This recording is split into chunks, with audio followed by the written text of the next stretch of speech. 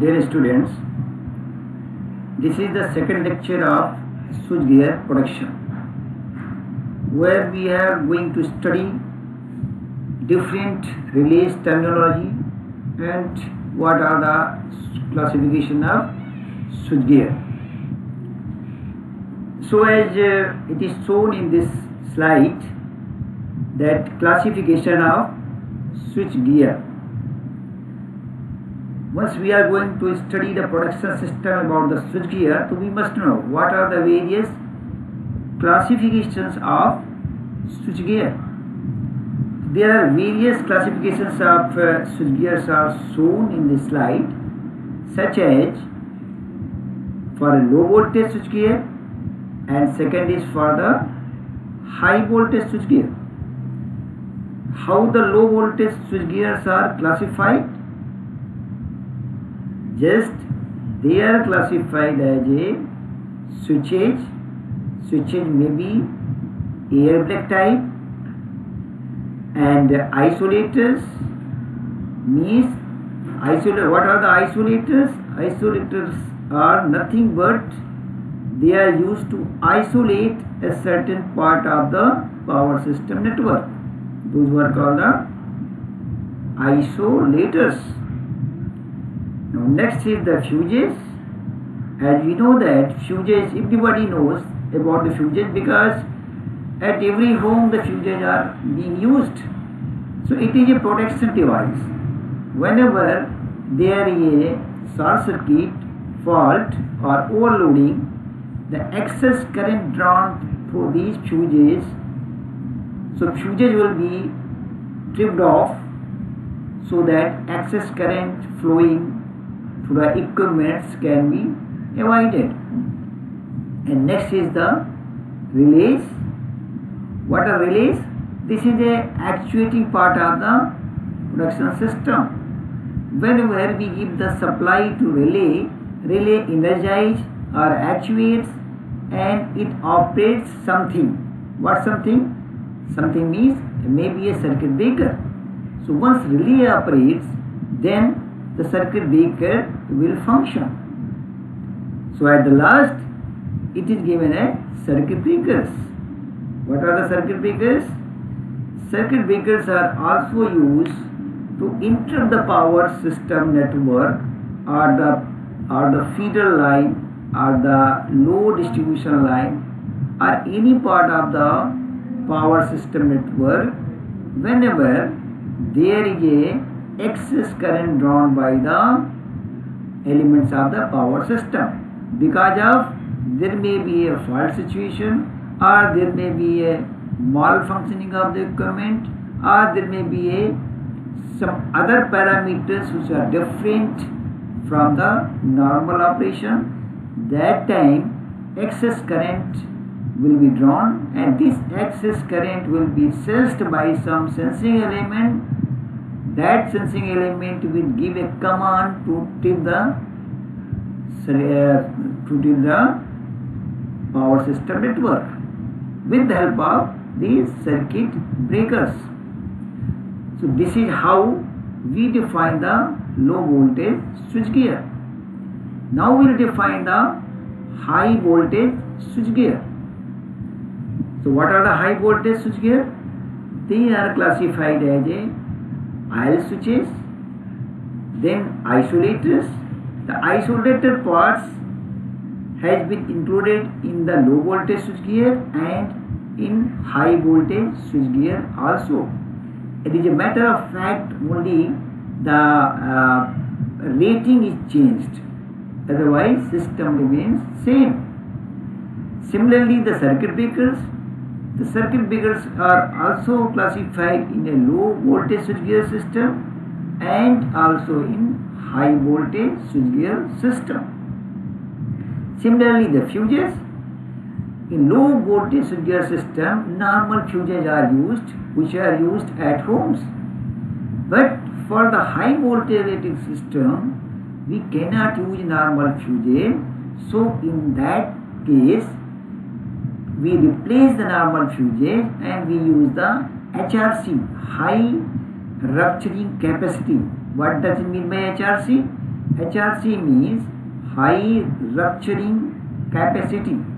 These fuses up to a medium voltages are used. Then we know the lightning arresters and current transformers. So these are the various systems. We define it as a classification of switchgear which are being used in power system networks, and they are the part of this subject of the unit 1, that is called the switchgear and protection.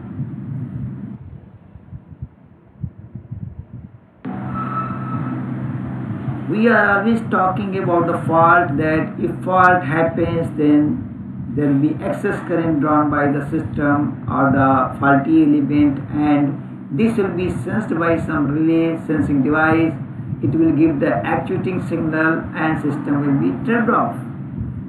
Suppose if there is a fault and excess current is being drawn from that faulty element and your protection device does not work, then what will happen? So these are the parameters which have been defined here, that if faults are not cleared in time, when there is a fault and faults are not cleared in time, then what will happen? So what will happen? First thing is that it will damage to the equipment due to abnormally large and unbalanced currents and low voltage produced by the short circuit. Whenever there is a short circuit, so if it is not being protected, then it will damage to the equipments. Next stage, it will have explosions in the equipments which have a insulating iron, particularly during the short circuits, and this may result in a fire and hazardous conditions to personnel and equipments. This is the second point. We are defining if faults are not cleared. What is next? Next is that individual generators with reduced voltage in power station or a group of generators operating at low voltage may lead to loss of synchronism and subsequently resulting in islanding. So what will happen? There may be an individual generator or there may be a groups of generator at low voltages. They may fall into the loss of synchronism. Synchronism means if numbers of generators, they are running in parallel and they are supplying power to a common bus. So since there are more than two generators and they are running in parallel, so how parallel is done? Paralleling can be done only if there is a proper synchronization is made between the all generators.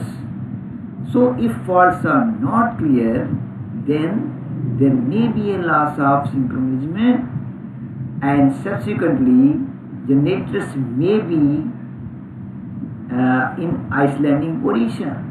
That is, may not be connected to your bus bar. They may be isolated from your bus bar. That will happen. And last is the risk of synchronous motor in large industrial premises falling out of step and tripping out. If there are synchronous motors, they are operating in large industrial premises, they may fall out from the synchronism, from the operation, and may be tripped off. So these are the various points which has been demonstrated or defined here, that what will happen if power system network is having fault and that fault has not been cleared by the production devices in time, then these may be the consequences which have been discussed here or defined here. Now we will study what is the fault clearing process. We know that system having a sensitive relays, and this relays will sense the system fault condition, and they will give an actuating command to production device, and that will be tripped off. How basically it happens, that is, we have to define with the how fault clearing process takes place. So there is one circuit has been shown here. This circuit is nothing but we have a bus bar. What is bus bar? Bus bar means where the supply, generator supply is placed or fed to the system or the bus bars, where the supply, or we can see that from various generators or single generators, generator supply is taken with the help of wires to particular medium that is called the bus bar. This is the bus bar, and from this bus bar only various loads are connected, or we supply the power from this through this bus bars only. Next, from this bus bar there is a circuit breaker. Only contact has been shown here. The circuit breaker has been connected through this bus bar, and further circuit breaker connection is extended further to have one CT. CT means a current transformer, and after that it is going towards the load where loads are connected. Apart from this, we have a trip coil. This trip coil is associated with the contacts of the circuit breaker, and this tripping coil has been given a DC supply with the help of DC source, as has been shown in this figure. Now the function of the trip coil is to do something. So what this trip coil will do? Trip coil will function as to operate some contacts. So in series with the trip coil, one another contact has been shown, and this plunger of the contact is again associated with the relay coil. After that, this relay coil is connected with CT. CT, current transformer, as shown in circuit. So this is overall circuit diagram of the fault clearing process. Now what will happen? Let us assume that first load is being supplied through the circuit breaker. It means in that condition the contacts which have been shown here in open condition, that will remain closed. Already in previous lecture I have discussed that there may be a circuit breakers and having a various contacts. There may be some contacts which may remain in normal open position, and there may be some contacts which may remain in normally closed condition, and these positions will change over whenever the relay is operated. So here it has been assumed that, let us say, the circuit breaker contacts is normally in closed position. So what will happen? From bus bar through closed contact of the circuit breaker and through current transformer, this power will be supplied towards the load. Now in that condition, what will happen? Relay coil will remain in de-energized condition. That is, relay coil will not be in operating position. so nothing will happen. Now let us see if there is a fault created or there is a fault developed in a feeder or towards the load or in the faulty equipment. Then what will happen? There will be an excess current drawn by the faulty element. So whenever there is an excess current drawn by the faulty element, this excess current will flow through the CT, that is the circuit breaker. Now this excess current will be sensed by the circuit breaker, and the magnitude of this sensed current will flow through this relay coil. So magnitude of the current will be such that this relay coil will get energized or the relay coil will be operated. As soon as the relay coil becomes in operating condition, or as soon as the relay coil is operated, it will attract plunger towards itself, so that normally open contacts of the relay coil will become closed. So as soon as the relay coil contacts is closed, what will happen? The DC source which is connected through the trip coil, it will start giving a DC current to the trip coil through the closed contacts of the relay coil. So what will happen? As soon as the sufficient current is being fed to the trip coil, this trip coil will get energized. It means the trip coil will be operated, and as soon as the trip coil becomes in operated conditions or trip coil is operated, again it will start pulling down this operating plunger, so that the circuit breaker contacts will become open. So what tripping coil is doing here? Once tripping coil is operated, it will pull down the plunger so that circuit breaker contacts will become open, and this will stop the power supply fed from bus bar to the load. So this is how the fault clearing process system works. So how that when trip coil is getting energized? When there is a fault at any point of the power system network, and that faulty element is drawing excess current, so this excess current is flowing through the CT, and CT is sensing this excess current which has been given to the relay coil. So relay coil gets operated and it will close its contacts so that trip coil gets operated.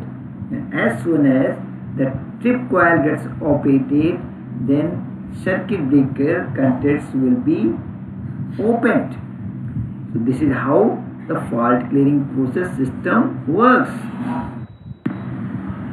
Now we'll discuss about the types of the protection. What are the various types of protection? A power system is basically divided into various zones of protection, and if fault occurs at a particular zone, it is the duty of the relays and circuit breakers to isolate the faulty section. A protective relaying is classified into two types. They are what protective relaying system? That is classified in two types. That is, first one is the primary protection and second is the backup protection. So what does mean by the primary protection and backup protection? The primary protection is defined as that it is the first line of defense. It means if there is a fault, so first this primary defense system will operate. It will come into action. That's why it is called the primary protection. And they clear the faults in the protection section as fast as possible, as the CTs, PTs and CBs may not be 100% reliable, and so sometimes they fail to clear the fault that leads to the damage of the power system, equipments and instability in power system. Sometimes it may happen that primary protection may not work because of in these equipments, CTs, PTs and CBs, there may be any element that may arise in faulty condition, that may become in faulty position. So to avoid this, we require some other protection, that is called the backup protection, to protect the system and maintain the stability. That's why this is called the backup protection, which is performed by backup relays. That means there will be two types of relays. One relay will be used for the primary protection system, that is called the first line defense system, and second relay, that is called the backup relay. That relay will be utilized in the backup protection system. So these are the various protection systems. We have defined the primary protection and backup protection. Now, how we can classify the backup protection? It is second line defense. As we know, primary protection is the first line defense and backup protection is the second line defense, which comes into action if the primary protection fails. Already we have defined that once primary protection fails, then backup protection comes into the action, and they cover not only the local section but also the next section. We will discuss what are the next sections. So this backup protection is further classified in three types, or we can provide three types of backup protection. That is called the remote backup, second is called the relay backup, and third is called the breaker backup. So we have shown here one circuit diagram that at the top we have a bus bar, and through this bus bar a CB is connected. CB means circuit breaker, and after that one relay A is connected, that is called the overcurrent relay, and this has some time setting. After that a line bus is connected, and through this line bus there are 4 circuit breakers are connected, and each circuit breaker is associated with the overcurrent element. So why this circuit is shown here? Just I wanted to show that, let us say a relay which is connected through the circuit breaker, if that is defined with the backup relay, and the 4 circuit breakers which are connected through the overcurrent relays, if they are defined with the primary relays or primary protection relays. So how the system works? If loads are being fed through all 4 circuit breakers, and if there is a fault in any of the load or equipment that comes into series of any circuit breaker, so in that situation first this primary protection relay should operate, out of 4, any relay will operate in which circuit there is a faulty element. So this is the first line defense.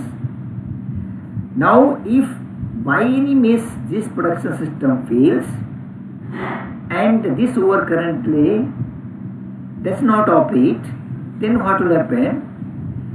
The secondary relay that is connected with the CB near to the top of the bus bar, or that is defined with relay A, that will operate as per the timing setting given to this relay A.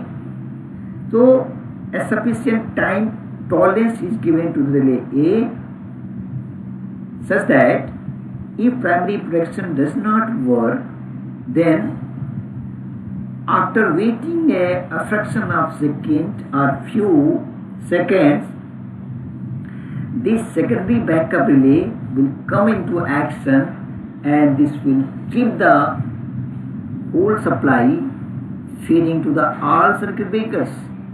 So this is how the primary and secondary production system works, or we call it primary production, second is the secondary or backup production. This is how it has been defined with the circuit diagram. Now we have defined that what are the secondary backup system, that is remote backup, relay backup and breaker backup. So how we can define this backup system? That is remote backup. It is the cheapest and simplest form of the backup. They are located at neighboring station and back up the entire primary production scheme through relay, CT, PT and CB, etc. They are widely used backup for the transmission lines. So what we understand from this, remote backup is widely used for the transmission lines. Next is the relay backup. It is a kind of local backup.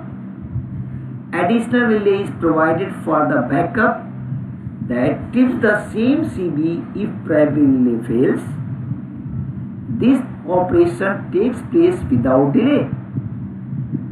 The principle of operation are selected that are different from those of primary, and they are activated using separate CTs and PTs. PTs here, what are PTs? PTs means potential transformer and CTs means current transformer. So they are costlier and they are used where remote backup is not possible. So in transmission lines where the remote backup is not possible, then we use the relay backup system. This is also a part of the secondary production system. Now next is the breaker backup. It is also a kind of local backup where number of CBs connected are more, that is mainly bus bar system.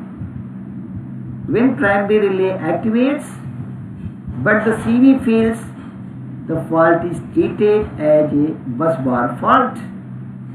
So all the CBs on that bus bar should trip.